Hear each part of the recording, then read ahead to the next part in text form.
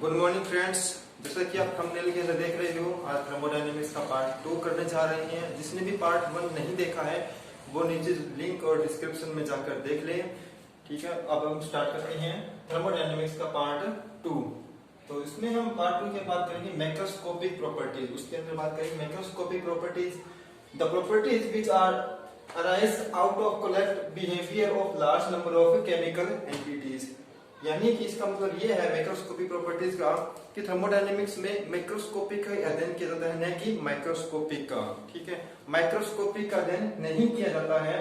तो हम कह सकते हैं कि कलेक्टिव बिहेवियर लार्ज नंबर, यानी कि जो बड़े अणु मिलकर के जो प्रॉपर्टी शो करते हैं उन्हीं का ही अध्ययन किया जाता है मैक्रोस्कोपिक के अंदर। जैसे हमने एग्जांपल ले ली प्रेशर, वॉल्यूम और टेम्परेचर। प्रेशर, वॉल्यूम और टेम्परेचर।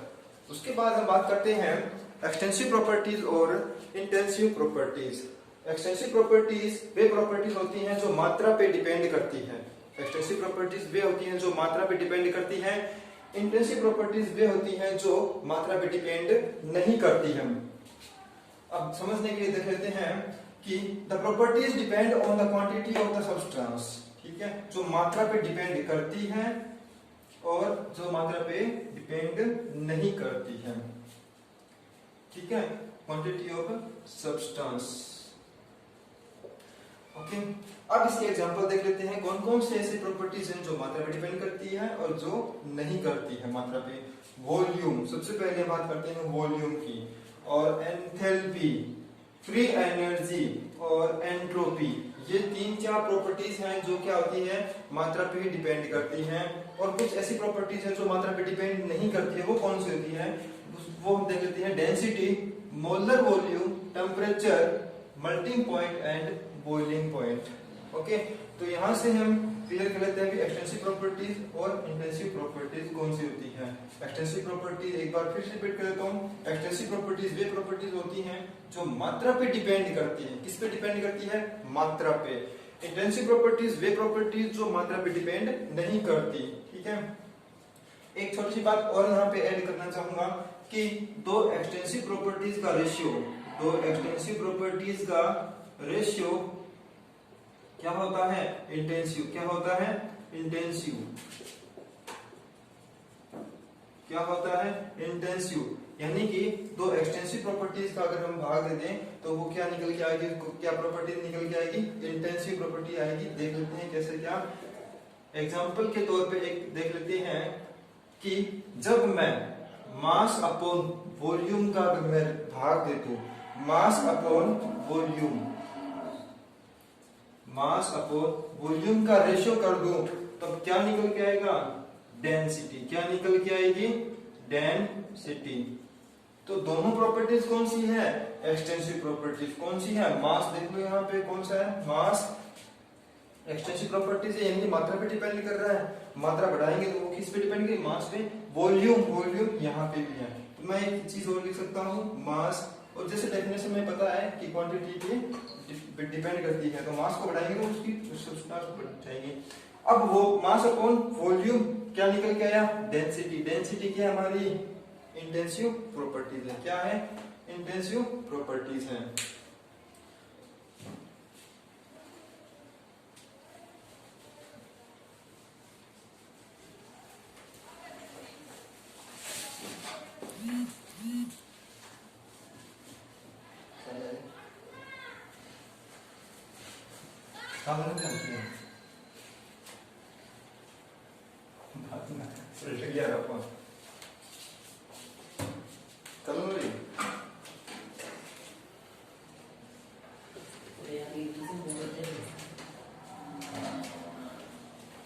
तो उसके बाद हम अब देखते हैं नया topic, thermodynamics variable. Thermodynamics variables.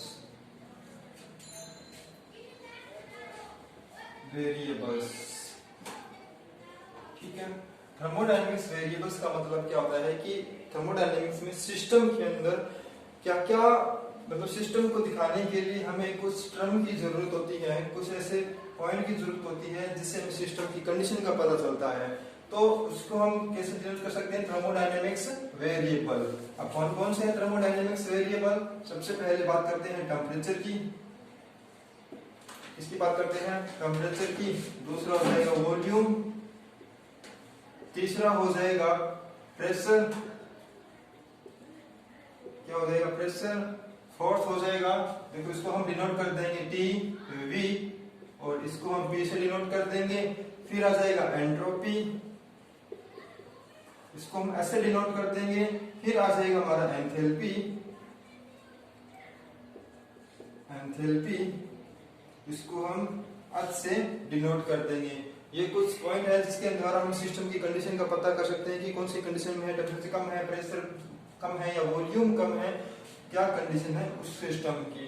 तो थर्मोडायनेमिक्स वेरिएबल्स में हमारे सामने ये एक और रहता है मोल। देखिए हमने कितनी मात्रा के अंदर लिया है, कितनी नहीं लिया है, तो ये कुछ टर्म है। अब हम बात करते हैं state function, state function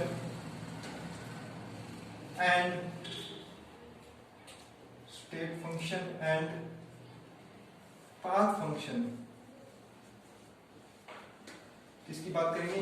state function and path function की।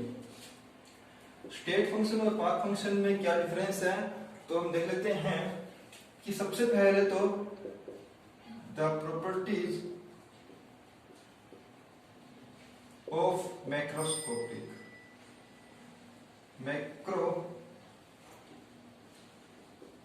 स्कोपिक, ठीक है। यानी कि हमें बस मैक्रोस्कोपिक जो प्रॉपर्टीज होती है उनको ही ध्यान में रखना है। मैक्रोस्कोपिक प्रॉपर्टीज हमने बोला था टेम्परेचर, वॉल्यूम, ठीक है, टेम्परेचर, वॉल्यूम, प्रेशर। अब हमें स्टेट प्रॉपर्टीज का मतलब ये है कि हमें मोटी मोटी बात का ही ध्यान रखना है कोई ऑफ द सिस्टम, ठीक है। अब जैसे एग्जांपल के रूप में लिखते हैं कोई भी फाइनल और इनिशियल, हाँ, इनिशियली एंड फाइनली, ठीक है। एक सिस्टम मानते हैं कि एक सिस्टम जो होता है वो शुरू से अंत तक, यानी वो किस प्रोसेस होके, यानी कि वो स्टार्ट से फाइनली या इनिशियली से फाइनली तक जाता है, किसके द्वारा? प्रोसेस के द्वारा। किसके द्वारा? प्रोसेस के द्वारा। तो हम ये कह सकते हैं कि स्टेट फंक्शन का ये मतलब है कि कोई भी सिस्टम उसकी इनिशियली कंडीशन क्या थी और उसकी फाइनली कंडीशन क्या है, सिर्फ हमें इनिशियली और फाइनली पे ही ध्यान देना है। इसके मध्य में जो कुछ भी हो रहा है उससे कोई लेना देना नहीं है।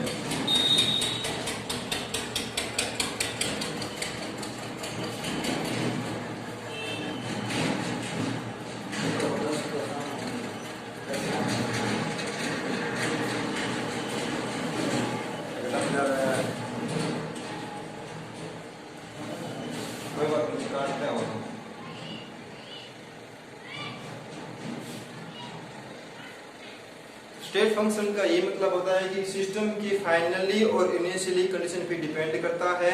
उसके मध्य में जो कुछ भी हो रहा है उससे हमें कोई लेना देना नहीं है, ठीक है। ओनली फॉर इनिशियली और फाइनली। एग्जांपल के रूप में हम देख लेते हैं कि कोई भी टेम्परेचर मान लो शुरू में क्या था T1, फाइनली में जाके क्या हो गया T2।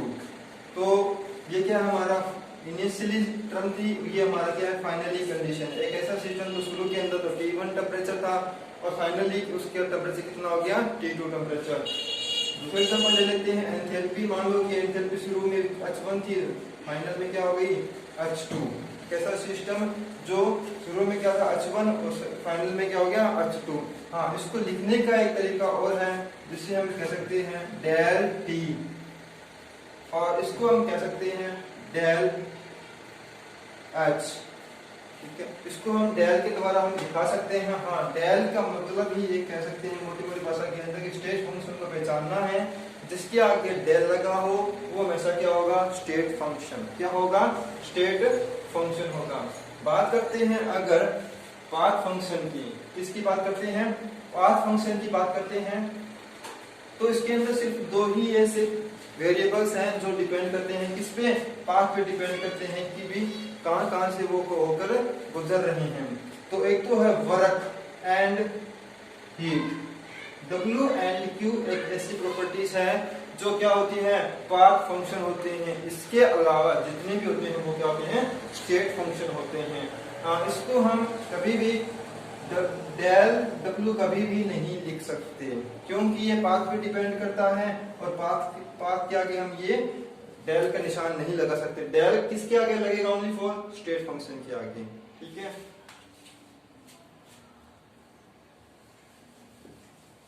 अब हम नेक्स्ट टॉपिक देखते हैं, इंटरनल एनर्जी। अब हम देखते हैं इंटरनल एनर्जी क्या होती है।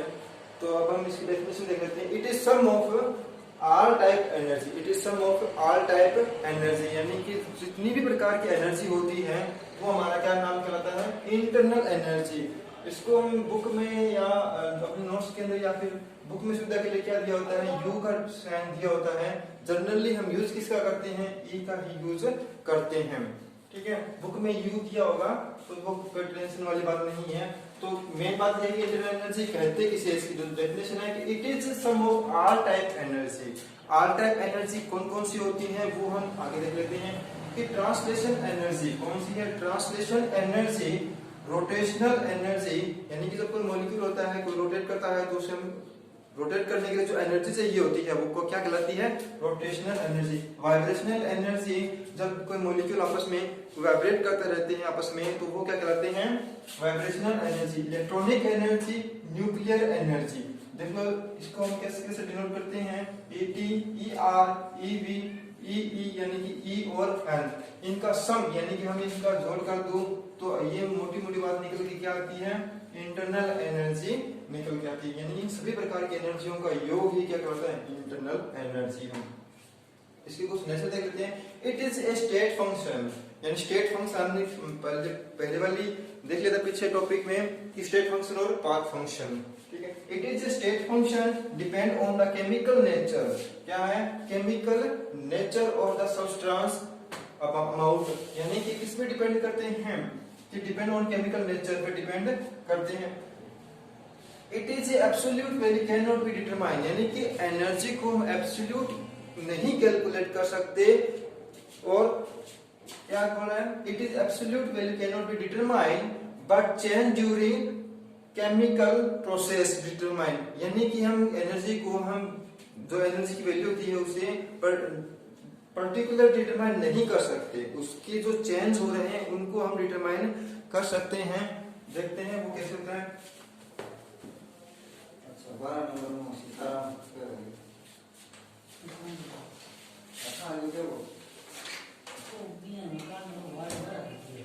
देख सकते हैं वो पर्टिकुलर चेंज कैसे नहीं होता है। क्या कि भी कोई भी रिएक्शन है तो हम उसको कहते हैं product minus reactant. Product minus reactant, इसका जो भी साइन या फिर जो भी निकल के आएगा, रिजल्ट निकल के आएगा वो हमारा क्या कहला देगा, एनर्जी कहला देगी। एनर्जी कम होगी या फिर कोई भी रिएक्शन होती है, या तो एनर्जी कम होगी या फिर बढ़ेगी। यदि एनर्जी का मान पॉजिटिव आ जाए, यानी साइन क्या आ जाए, पॉजिटिव आ जाए, तब तो क्या हो जाएगा, एंडोथर्मिक। क्या हो जाएगा, एंडोथर्मिक। यदि साइन क्या आ जाए, नेगेटिव आ जाए, क्या आ जाए, नेगेटिव आ जाए, तो क्या हो जाएगा, एक्सोथर्मिक। क्या आ जाएगा, एक्सोथर्मिक रिएक्शन। यानी कि उष्मा, यानी कि ये क्या होगा, एक्सोथर्मिक रिएक्शन। हाँ, ये क्या चीज है, EP और ER, यानी कि ये प्रोडक्ट की एनर्जी है और ये क्या है, रिएक्टेंट की एनर्जी है। हाँ, इसको मैं किसे डिनोट कर सकता हूँ, इसको E से डिनोट कर सकता हूँ। टोटल एनर्जी ये कम होगी या बढ़ेगी, या पॉजिटिव में आएगी या फिर नेगेटिव में आएगी। पॉजिटिव आएगी तो क्या हो जाएगा, एंडोथर्मिक। नेगेटिव आएगी तो क्या हो जाएगा, एक्सोथर्मिक। कौन सी रिएक्शन हो जाएगी, एक्सोथर्मिक। अब बात करते हैं internal energy change. Internal energy change, internal energy change को हम डेल E से डिनोट कर देते हैं। देखो भी, इंटरनल एनर्जी चेंज हो रही है तो इसको हम डेल से डिनोट करते हैं। अगर डेल E लिखा तो E2 माइनस E1 भी लिख सकते हैं, यानी कि E2 में से E1 को घटाया तो दोनों का अंतर क्या है, डेल E है। ठीक है। हाँ, इंटरनल एनर्जी E बराबर हम लिख सकते हैं मोल ऑफ सब्सटेंस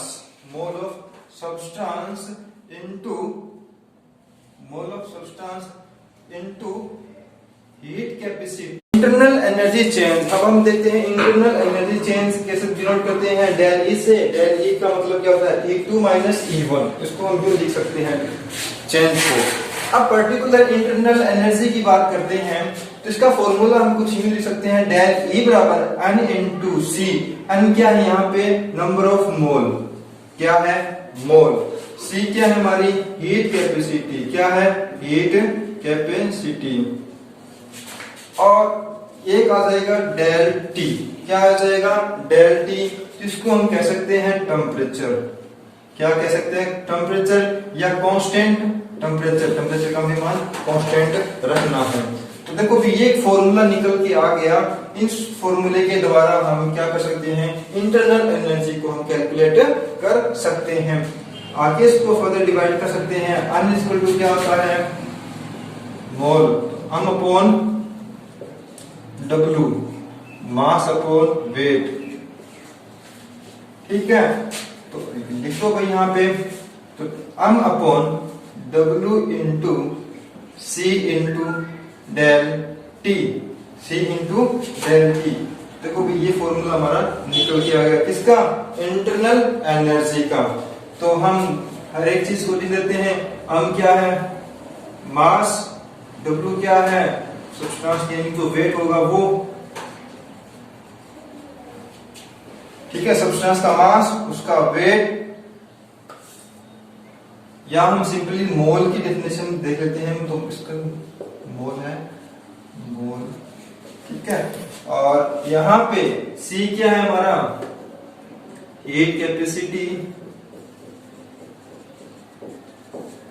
और डेल T क्या है, कांस्टेंट टेम्परेचर। क्या हमारा, constant temperature, del T constant temperature.